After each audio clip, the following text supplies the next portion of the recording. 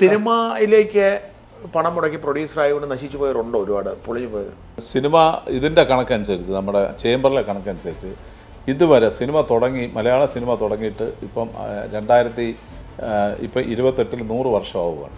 2028 നമ്മൾ സിനിമ തുടങ്ങിയത്. 48 കഴിഞ്ഞിട്ടാണ് സിനിമ 1-2 പടമേ അതിൻ്റെ അകത്ത് ഇറങ്ങി, ബാലൻ ഇങ്ങനത്തെ പടങ്ങളെ ഇറങ്ങിയിട്ടുള്ളൂ.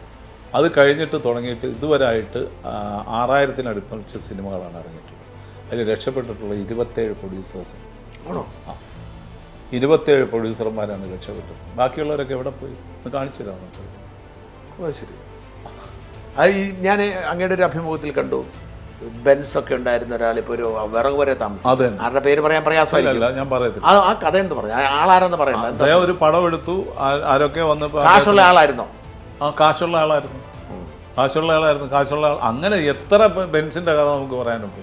എത്രയോ പേരിങ്ങനെ പോയിട്ടുണ്ട്.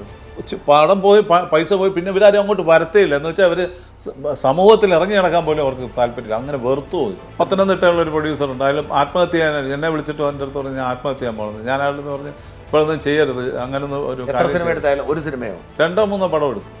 ചെറിയ പടങ്ങളെല്ലാം പോയി. ലാഭം കിട്ടും തന്നെ ഓർത്ത് വന്ന് ഓരോരുത്തർ പറഞ്ഞു കൊണ്ടുവരുമല്ലോ. ഇത് നമ്മൾ എല്ലാവരും വിചാരിക്കുന്ന ഇവിടുന്ന് എന്തോ നമ്മൾ കിളച്ചെടുത്തോണ്ട് പോകാമെന്ന് പറഞ്ഞാണല്ലോ എല്ലാവരും വരുന്നത്.